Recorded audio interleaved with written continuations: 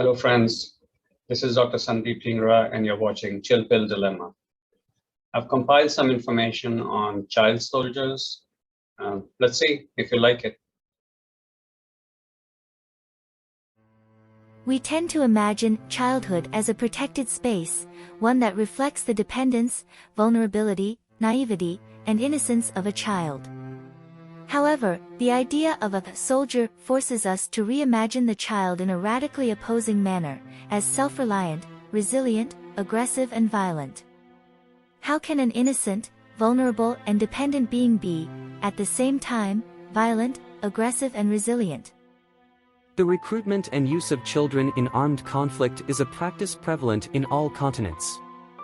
The term child soldier refers to any boy or girl under age 18 who is recruited or used by an armed force in any capacity.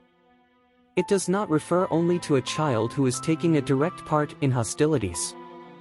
They play a variety of roles, from combatants, wives, and bomb planters, to nurses, cooks, spies, messengers, porters, or domestic servants. They are also forced to act as human shields or conduct executions, deployed as suicide bombers, or used to make or transport explosives. Sometimes, they are used for political advantage in propaganda. Child soldiers may be considered cheaper to recruit and train. It is estimated that there are currently more than 100,000 active child soldiers, with about 40% being girls. Many children, more often girls, are subjected to sexual abuse and exploitation, while some are forced into child marriage as brides for fighters. Girls forcibly married in this way are frequently abandoned, divorced or left widowed. They are likely to be stigmatized and even rejected by their community, and the rejection of their babies and children may be even more severe. Armed groups often use gendered recruitment tactics, including a hypermasculine ideology and imagery that equates power with violence, with promises of sexual rewards for soldiers. When deliberating over how to deal with child soldiers, we feel that we must choose between treating them as children or treating them as soldiers. Either they are victims of war, or they are perpetrators of war. Children are vulnerable, easily manipulated, exploitable, and innocent. Their enlistment in armed groups cannot be considered an autonomous choice, and if they are not autonomous, they cannot be held responsible for their actions. In other words, child soldiers ought to be considered as victims rather than perpetrators of crime during armed conflict. Because of being children, child soldiers are incapable of understanding the consequences of their actions. Moreover, the circumstances under which they enroll into armed groups, for example, poverty, destitution, and threat of death implies that they are vulnerable. But, why is this narrative so predominant? Why is creating a blanket discourse of all children as victims is necessary? Coordinating international action, marshaling resources, and facilitating children's reintegration to their communities requires a clear and straight narrative that admonishes them from blame or liability. International support for the reintegration of children formerly engaged in armed conflict depend on the image of the child soldier as victim in order to accrue compassion and help.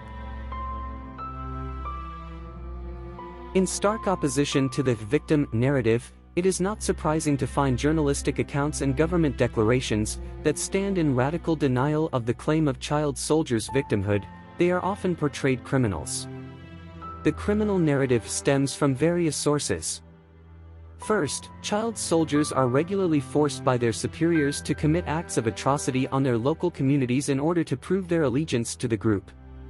Moreover, despite that official governmental discourses on child soldiers emphasize the victim narrative, this discourse tends to shift when needed, in order to justify military actions by the government forces on armed groups. Portrayal of child soldiers as villainous criminals can work as a strategy to justify certain government actions. Strict narratives of child soldiers, be them as victims or as perpetrators, serve particular political purposes. Strict constructions can lead to narrative tensions for the former child soldiers themselves, and for the social workers and other people working with them. The simplification of the diverse realities into binary categories restricts children's capability to engage with their lives as active agents. The reasons why children and adolescents take part in armed conflict, and their experiences while in conflict differ to such a high extent, that attempting to box them into neat categories does not benefit them. The fact that we determine how children ought to be treated based on strict age categories traps actual children's lived experiences into idealized categories. There is great diversity in how children enter conflict and, once in conflict, what they do. Recognizing this diversity is essential to the success of individual reintegration. The discourses that conceptualize child soldiers in a particular way have a strong impact on how society perceives them, and how policymakers and politicians deal with them. Strict distinctions between victims and perpetrators clash with the reality that children live in armed conflict. While appealing to the vulnerability, innocence, and victimhood of children ensures they are provided with safeguards and special protections, they incapacitate these individuals in an important way. They restrict an individual's capacity to affront their actions, and it limits their understanding of themselves as active and autonomous agents capable of making choices, making mistakes, and working to amend the errors in their past. On the other hand, discourses of full autonomy, of guilt, and of child soldiers as fully conscious and voluntary perpetrators of crime omit to consider the conditions under which many of these children and youth came into armed conflict.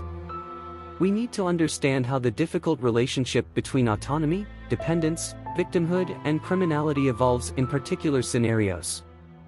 In the case of child soldiers, nothing is all black or all white. Most of the time, it's just gray.